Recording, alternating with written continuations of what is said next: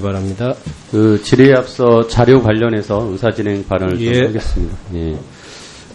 지난번 금융위 국감 때 광고비를 유관기관에 떠넘기는 것에 대해서 문제 지적을 했고, 그 중에 이제, 금융감독원, 한국거래소, 그 다음에 예금보험공사 등도 그 홍보비 부담을 했었습니다. 그래서 관련된 자료를 요청을 했었는데요. 특히나 이제 허위 자료 제출이나 허위 보고가 있어서 좀 지적을 하려고 합니다. 금감원 같은 경우는 저희가 금융위와 협의한 공문을 제출을 하라고 했더니, 금융위에서는 전화로만 받았다. 그래서 구두 지시만 있었다라고 했는데, 이후에 금융위에서 저희가 자료를 확보해서, 아니, 그때 이렇게 오간 공문이 있는데 무슨 소리냐 했더니, 그때서야 공문을 제출을 했습니다. 그래서 처음에 그런 구두 지시였다라는 얘기는 허위 보고였고요. 그 다음에 한국거래소도 저희 이제 정무위에서 전체 위원회 3분의 1이 요구를 해가지고 세 차례에 걸쳐 저희가 홍보비 등을 이제 자료 제출하라고 했는데, 이게 영업 비밀이다. 그래서 제출할 수 없다라고 해서 지금까지 제출을 하지 않고 있습니다. 특히나 거래소 같은 경우는 이번에 문제되었던 금융개혁 3차 클라우딩 펀딩 광고에 미르재단과 관련된 차은택 씨의 회사에 제작을 맡겨서 1.3억 원을 지출한 것이 확인되어서 문제된 바 있습니다. 따라서 거래소에서는 이런 자료에 대한 제출을 지금 거부하는 것이 뭔가 더 많은 사실을 은폐하는 것이 아닌가라는 우려가 있습니다. 예금보험공사도 자료 제출, 홍보비 관련 자료 제출 요구했는데, 대국민 예금자 보호 제도를 인지도를 높이기 위해서 광고했다라고 했는데, 그거 역시 이제 허위 보고였습니다. 금융개혁 관련된 광고였습니다. 그래서 이런 부분은 좀 위원장님이 적극적으로 좀 주의를 주시고, 이런 감독기관, 산하기관들이, 소관부처들이 만성적으로 지금 자료 제출을 거부하는데, 좀 따끔하게 좀 뭔가 조치가 있어야 된다고 생각을 하고요. 특히나 오늘 지금 감독원 나왔는데, 제가 감독원에서 법률 자문을 받은 내용들을 자료 제출을 요구했더니, 이게 법무법인과 외부 비공개로 하기로 해서 공개할 수 없다라고 지금 얘기를 하고 있는데, 저는 이거 자체가 문제입니다. 그러니까 왜 국가가 이렇게 외부의 법무법인들하고 자문을 하거나, 또는 유사한 사례는 아닐 수 있겠지만 자문위원이나 평가위원을 쓰면서 왜 명단 공개나 이런 자료 공개를 할 수 없도록 비공개를 전제로 하는지 모르겠습니다. 그리고 국회는 외부가 아니고 이건 당연히 국회에서 요구하는 거는 보여줘야 된다고 생각을 하거든요. 그래서 이 계약 자체나 이런 유촉할 때 비공개를 요구하면 그런 분들은 자문을 받지 말거나 유촉을 하지 말아야 된다고 생각을 합니다. 그러니까 지금이라도 오늘 오후까지 좀 금감원에서는 이 법률 자문 자료들 제출해 주시기 바랍니다. 이거 위원장님이 꼭 좀 지적해 주시기 바랍니다. 5분이죠? 예, 5분입니다. 예. 대부업계 저축은행에 좀 문제 말씀드리겠습니다. 이 OK저축은행과 웰컴저축은행이 이제 대부업계가 저축은행을 인수해서 지금 운영을 하고 있는데요. 표 보시면은 금리 구간이 27.9% 이상인 내용이 좌수로는 47%고 금액으로는 40% 됩니다. 그러니까 이제 저희가 대부업 쪽 이자 제한을 했는데 여전히 법정 금리를 넘는 그런 대출이 유지가 되고 있다라는 것입니다.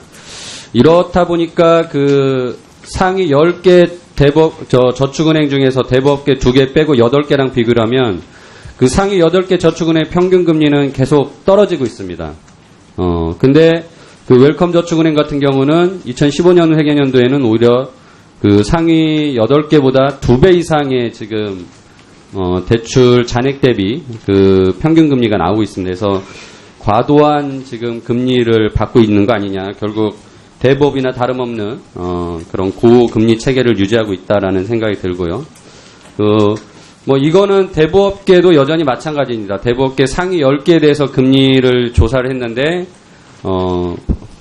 상한을 넘어가는 28% 이상이 거래자 수 비율로는 68%고, 대출 잔액으로는 63%로 굉장히 금리가 높습니다. 그래서 대부업과 저축은행에 대해서 이 경제적 약자를 보호하는 차원에서 최고 이자율을 초과하는 경우에는 금리나 요구권을 그 대출자들이 행사를 해서 좀 금리를 낮추고 이자 부담을 줄여야 되지 않겠냐라는 생각을 합니다. 그래서 좀 제도적인 보완이 필요하다고 생각합니다. 그래서 감독원장님 이 부분에 대해서 좀 검토를 해주셨으면 합니다. 예, 지금 말씀하신 부분들의 27.9% 넘는 부분 의원님 잘 아시는 것처럼 이제 대법 금리가 이제 법정 금리는 27.9로 떨어졌습니다만 부진정 소급표로 인해서 이제 기존 계약에 대해서는 이제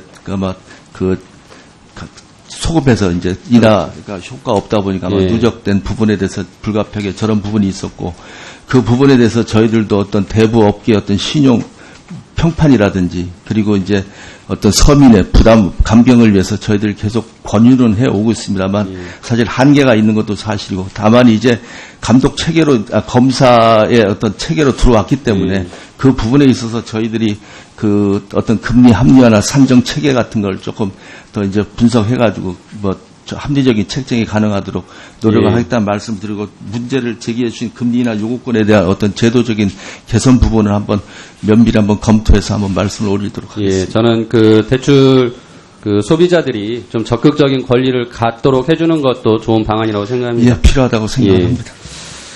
그리고 다음 가계대출 현황인데요. 우리나라 지금 가계대출이 1323조 7월 말 기준으로 이제 규모가 나오고 있는데 이 가계대출 받은 사람들의 그 많은 경우가 또 이제 채무 불이행자로 이제 지정이 되어 있는 사람들의 이제 그 숫자 제가 한번 비교를 했습니다. 그랬더니 이 채무 불이행자가 한 98만 명 정도 되는데 그 금액 구간으로 보면은 2천만 원 이하로 가지고 있는 가계대출자 중에 채무 불이행자 수가 이제 전체 채무 불이행자 수의 70%입니다. 그러니까 생각보다 이제 아래로 갈수록 비율이 높아지는 거죠. 그래서 500만 원 미만의 이제 그 소액 대출자라고 볼 수 있는 사람 중에 채무 불이행자 수가 그 표와 같이 나와 있고요. 그 중에 이제 50만 원 이하도 한 4만 명 정도 됩니다. 근데 이 채무 불이행자로 등록이 되면은 이제 뭐 신불자 뭐 우리 흔히 그렇게 얘기하죠. 그래서 여러 가지 그 경제적 활동이 제약이 됩니다. 그래서 제가 생각에는 오히려 이런 분들에게는 적극적으로 정계 활동을 하게 해서 대출을 갚게 해줘야 되는데 그 현재 제도가 오히려 이 상환을 막고 있는 것은 아닌지라는 생각이 들거든요. 그래서 그 현재 그 5만 원 이상을 3개월간 연체하면은 채무 불이행자로 등록이 되고 경제 활동이 제약이 됩니다. 그래서 이 채무 불이행자 요건을 좀 완화시켜서 경제 활동을 좀 정상적으로 하게 하고 대출을 갚게 하는 것이 더 바람직하지 않나라고 생각을 하거든요. 이 부분 한번 좀 말씀해 주셨으면 좋겠습니다. 예, 당초에 원래 연체 기록은 금액 제한이 없이 돼 있던 거를 아마 제가 날짜는 정확히 기억이 안 됩니다만 5만 원 이상으로 이제 제도 개선을 한 거로 저 기억을 합니다. 그래서 그 아마 14년 10월부터 이제 그렇게 이제 밖으로 났습니다. 다만 이제 그 말씀하시려는 취지는 저희들 충분히 이해합니다만은 어찌 보면 어떤 연체 등록을 하는 것 자체가 어떤 신용정보 주체의 신용도 판단을 하기 위한 거기 때문에 어떻게 보면 이걸 너무 또 올려놨을 경우에 어떤 금융에서 건전성이랄지 어떤 신용평가 등급의 어떤 정확성 뭐 이런 우려도 있기 때문에 뭐 이런 종합적인 영향들을 좀 면밀히 검토해서 한번 생각을 해봐야 될 문제라고 저희들 생각하고 있습니다. 등급에 반영하는 거는 경제 활동이 제약되지 않게 하는 부분들을 세심하게 보셨습니다. 예, 뭐 이런 방안들 제기에 신경해서 저희들 한번 고민을 해보도록 하겠습니다. 다만 이제 저희들은 뭐 이 부분에 대한 문제는 단순한 금융적 측면뿐만 아니라 뭐 고용 복지 측면이라든지 그리고 금융 측면에서도 어떤 프리 워크아웃이나 저희들 그 119 신용 그 프로그램이라고 해서 연체 우려자들에 대해서는 한 2달 전부터 좀 워닝을 주는 뭐 그런 것들까지 지금 하고 있는데 하여튼 맞춤형으로 이런 분들이 경제 활동에 어떤 정상적으로 돌아오실 수 있도록 하는 노력들을 다양하게 더 고민해 보도록 하겠습니다. 예, 거래소 이사장님 앞으로 나와주시겠습니까? 이번에 최근에 한미약품 공시가 문제됐었는데, 네. 전에부터 우리 그 수시 공시에 대해서 이렇게 공시가 늦게 나오거나 네. 또는 그 언론보다 항상 늦게 뒷북치는 경우가 많이 있어요. 그죠? 무슨 말씀인지 알겠습니다. 예. 특히나 이제 그 우리가 조회 공시를 이제 거래소에서 조회 요구 공시권을 가지고서 기업들에게 하는데 그 조회 공시 역시 보면은 항상 언론보다 뒤늦게서야 그 조회 공시를 요구하고 또 답변도 다 기사 나온 후에야 답변이 나온단 말이죠. 그런 현상은 알고 계시죠? 뭐 언론 보도를 통해서 알고 있습니다. 예, 그렇죠. 그 지금 이사장님 가신지 이제 취임하신 지 며칠 안 돼서 아직 현황 잘 파악 못 하신 것 같은데 제가 하나 그냥 이거는 제안을 좀 드릴게요. 그 우리나라 조회 공시 요구권은 거래소만 있습니다. 그렇죠? 네, 예. 네.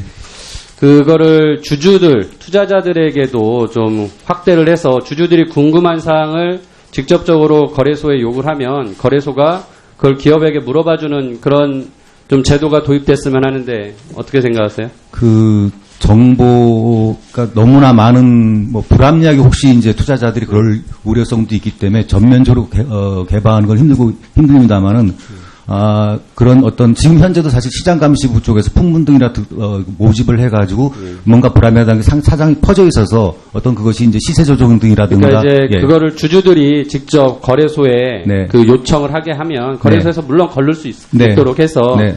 그것들이 좀 진행되게끔 했으면 한다는 말씀이거든요. 네, 네. 예. 의도는 뭐 무슨 뜻인지 잘 알겠습니다. 그래서 실질적으로 잘 적용될 수 있는지는 한번 검토해 보겠습니다. 예. 그다음에 다음 거는 제가 외국 기업 상장에 대해서 좀 여쭤보려고 그러는데요. 이게 거래소는 단순하게 주식회사라고 생각하지 않습니다. 저는. 네, 동의합니다. 거래소는 굉장히 그 공익성을 추구하고 있고 그 거래소 목적 자체가 공정한 가격 형성 및 그 매매, 거래의 안정성과 효율성을 도모하는 것을 이제 목표로 하고 있는데 이게 이제 과거에 5년 동안 그 상장됐던 외국 특히나 중국계 기업들이 많은데 네. 상장 기간이 뭐 3년이 채 못 되고 상장 폐지가 되거나 하는 경우가 많습니다. 네. 근데 이게 이제 저는 중국 회사들이 지금 그 회계 분식이나 이런 걸로 계속 문제가 됐는데 네. 최근에 뭐 두 차례 이렇게 그 2010년, 2013년 좀 상장 요건을 강화했다고는 네. 하고 있으나 네. 제가 알아보니까 우리나라 상장하려면은 우리는 감리를 받도록 하고 그 회계 법인으로부터 지정 감사를 받아서 네. 그 회계 투명성을 높이도록 하고 있는데 네. 현재 외국계 기업들은 그게 안 돼요. 네. 지정 제도가 없단 말이죠. 네. 그러다 보니까 그 중국에서 또는 뭐 외국계에서 그 감사 받은 내용을 100% 믿고 우리가 해준다는데 매번 이렇게 사고가 터지고 있거든요. 제가 생각하기에는 외국 기업도 상장하려면 그 감사인 지정을 좀 통해서 투명성을 확보해야 될 것 같은데 어떻게 생각하세요? 그거는 이제 법 개정 사항입니다. 그래서 이제 그 부분은 이제 금융위와 협의를 해보겠습니다. 그런데 그리고 이제 의원님 지적하신 대로 지금 이 중국 기업 몇이 상장 이후에 폐지되면서 이런 문제를 일으켰습니다만 그래서 저희가 어떻게 하고 있냐면은 그 처음에 회계 감사를 담당했던 그 법인을 소위 말해서 글로벌 빅4로 제안을 하고 있습니다. 그럼에도 불구하고 이제 문제가 생기니까 네네. 그런 말씀을 기후 전에 회사들이 그 빅4가 아니어서 생긴 거 아니에요. 그 부분을 한번 명확하게 확인을 해보세요. 네. 그래서 단지 그러니까 회계 법인을 뭐 큰데 한다고 해서 되는 문제가 아닌 것 같으니까 그 부분은 명확하게 좀 검토하셔서 좀 조치를 취하시면 좋을 것 같습니다. 그리고 그 운영에 대해서 좀 제가 몇 가지 여쭤보겠습니다. 그 거래소하고 부산시하고 굉장히 제가 보기엔 좀 불공정한 거래라고 생각하는데 이 거래소 부산 본사 건물을 부산시에 임대해 주는데 부산시가 요구를 해요. 3개월간 처음 임대료를 면제해 달라고.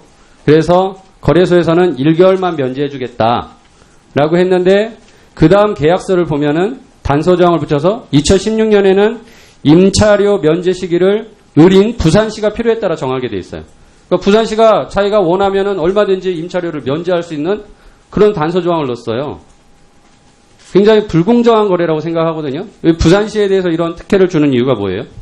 두 가지 말씀드리겠습니다. 예. 첫 번째 이제 트레인의 경우에 있어서는 그것은 이제 부산시 업무만이 아니라 예. 정부 전체가 그 가입을 한 이제 FATF 업무를 이제 교육시키기 위한 그 기부입니다. 그래서 이제 국제기구를 유치하는 입장이기 때문에 처음으로 이걸 정부가 이제 아마 그러니까 부산시에서 이제 그 거래소 요청을 하는 부분이 있는 것 같고요. 또 하나는 이제 그 거래소 입장에서 볼 때도 사실 부산시 특히 이 부분은 저희가 이제 살펴보고 시에 어떻게 고칠 수 있는지를 알아보겠습니다. 시장을 예. 만나뵙고. 그런데 부산의 입장에서 볼 때는 아무래도 거래소가 부산을 대표하는 기업이기 때문에 이 공공성을 위한 목적에 있어 도움을 청하는 경우가 있습니다. 그래서 저희로서는 그것이 어떤 부산시 사익이 아니고 우리나라 전체적으로 국제기구를 유치하는 부분이기 때문에 한 게 아닌가 싶은데 말씀드린 대로 부산시와 협의를 내서 이게 너무나 좀 제가 보기에 좀 이상하긴 한데요. 예. 이걸 좀 검토해 보도록 하겠습니다. 예, 조치를 좀 취해 주시고요. 그다음에 이제 거래소가 이제 공공기관에서 지정이 해제가 됐죠. 그래서 지금 공공기관이 안 됐는데 제가 어제 저녁 6시에 자료가 와서 열심히 검토하다 보니까 이제 이게 눈에 띈 건데 3월마다 행사를 하는데 매년 뭐 2,600, 1,900, 1,600 썼는데 올해는 5억을 썼어요. 그래서 그 내용을 살펴보니까 이게 직원들에게 기념품을 줬어요. 네. 기념품 품목은 1인당 2벌씩 동계 근무복, 그리고 더 자세한 내용을 봤더니 이게 무슨 이제 뭐 양복을 이렇게 한 벌에 30만 원짜리를 2벌을 주면서 근무복이라고, 그러면서 이 행사비로 5억을 썼습니다. 그 방만 경영의 가장 전형적인 모습 아닌가 싶고요. 이거는 2016년 4월 달에 기사가 나온 게 있는데 그 전 이사장인 최경수 이사장은 자기 급여를 33억에서 47억으로 올렸고 임직원 경영진의 보수가 40%가 증가했다는 기사가 나와 있습니다. 그러니까 이게 공공기관 해제되자마자 이제 다시 방만 경영을 시작한 거 아니냐라는 비판을 받고 있는데 이사장님 이제 새로 오셨는데 어떻게 좀 이런 거 좀 개선해야 되지 않겠습니까? 첫 번째 지금 그 증권시장 개장 기념 행사와 관련해서 이제 이게 어쨌든 우리 직원들에 대한 복리후생비로 너무 많은 돈이 나가서 무리를 일으켰는지 좀 죄송하게 생각하고요. 다만 이제 이 부분에 있어서는 몇 가지 의원님께서 좀 이해를 주셔야 될 것이 60주년이라는 특수성이 하나 있고요. 그 기념식은 원래 10주년이 좀 크게 하지 않습니까? 또 한 가지가 저희가 방만 경영기관으로 이제 지정이 되어서 최경환 부총리 들어선 다음에 사실 그 복리후생비가 큰 폭으로 깎여가지고 직원들의 사이가 많이 떨어져 있던 것이 사실입니다. 그래서 그 부분을 좀 보완하기 위해 했다는 걸 좀 이해를 해주시기 바랍니다. 그리고 이제 마지막으로 여쭤보신 것이 임직원의 급여 부분인데 사실은 저희가 2014년, 14년에 5년이 정확히 기억 안 납니다만은 기재부 경영평가에서 D하고 E를 받았습니다. 그러면은 본봉 외에는 이 보너스가 없습니다. 그래서 그러다가 금융으로부터 경영기관 평가를 B를 받게 되는 바람에 안 받던 보너스가 나오게 돼서 그런 것이지, 그 거래소 이사장이 맥시멈 S를 받아도 한 4억 정도밖에 안 됩니다. 그러니까 이제 본봉 1억 9천 정도에서 1억 9천만 2년을 연달아 받다가 다음에 이제 그 보너스 한 70% 받은 거고요. 이번에 처음.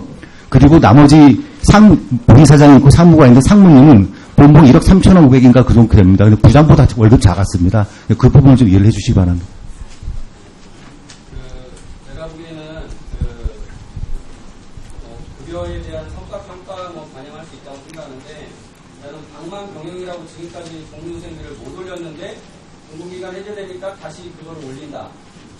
이게 방만 경영이라고 생각을 해요. 그 부분에 대해서 좀 개선을 했으면 좋겠고요. 네, 알겠습니다. 시간이 지나는데 죄송한데 네.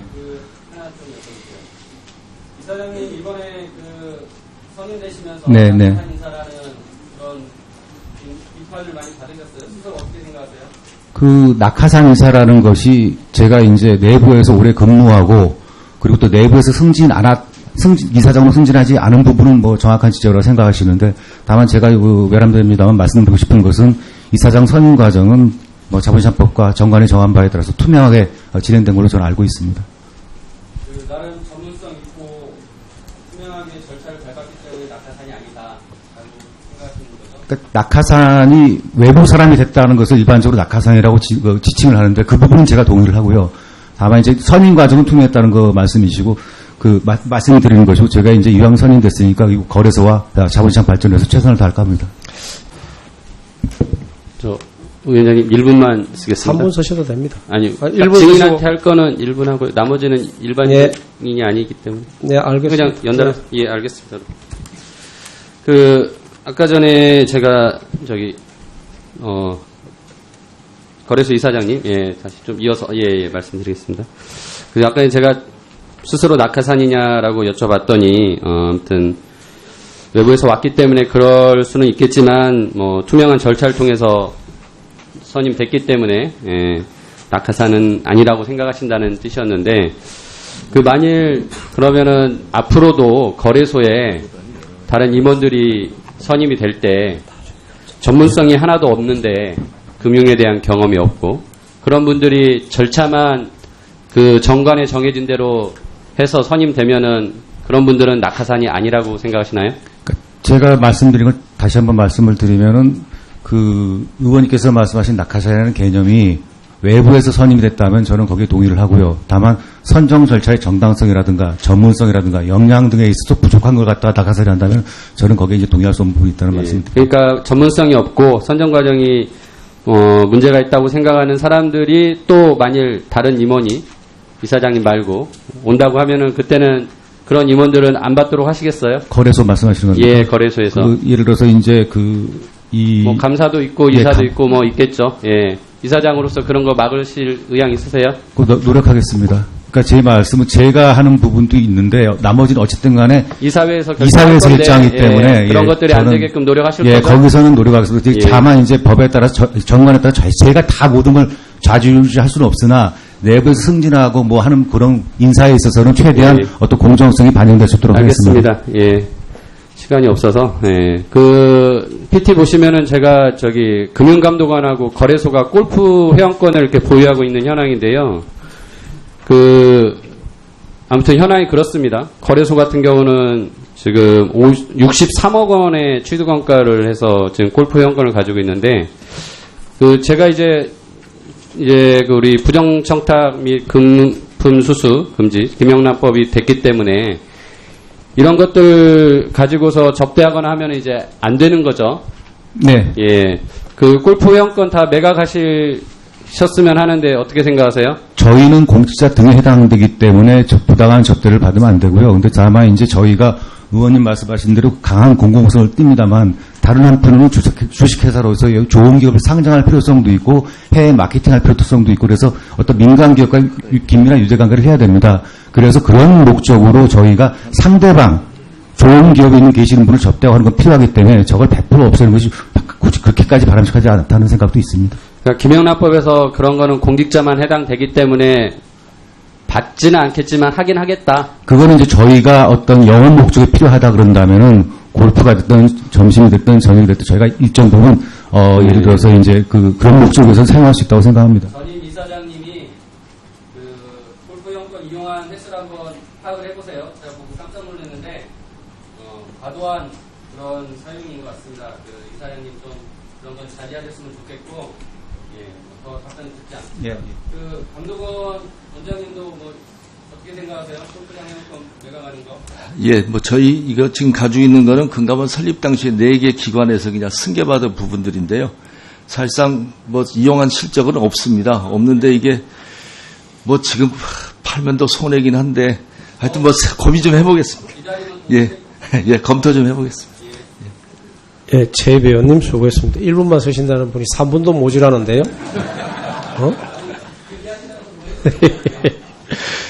그래요, 수고하셨습니다. 자, 다음은 재윤경 의원님, 더불어민주당이 존경한 재윤경 의원님 질의해 주시기 바랍니다. 화면 보시면은 XBRL 나오는데요. 이제 우리 재무제표를 최대한 보다 분석 가능하게 투자자들, 이용자들에게 할 수 있도록 이제 만들어 놨습니다. 근데 이게 막상 만들어는 놨는데 이제 실질적으로 잘 못 쓴다는 거죠. 지금 이게 삼성전자 영문 재무제표인데 저 노란색으로 표시하신 거 보면 뉴 어카운트라고 해가지고 계정 과목을 새로 만듭니다. 근데 이제 한글로 보시면은 한글에 이제 원래 저렇게 계정 과목이 있는데 이게 표준 계정 과목이 아닌 거죠. 그러니까 영문으로 그거를 이제 넣을 수가 없으니까 뉴 어카운트 그냥 1, 2, 3, 4 넣고 그러다 보니까 이것 때문에 결국 이게 시스템에서 이게 이제 대량 다운로드를 받아서 쓰자라는 취지인데 이게 이런 지금 제가 IFRS 레비뉴 해가지고 매출액 뽑으면 나오는데요. 이거는 이제 항목이 달라도 코드가 같으니까 매출액 영업수기여도 같은 성격이니까 잡혔단 말이에요. 여러 회사가 같이.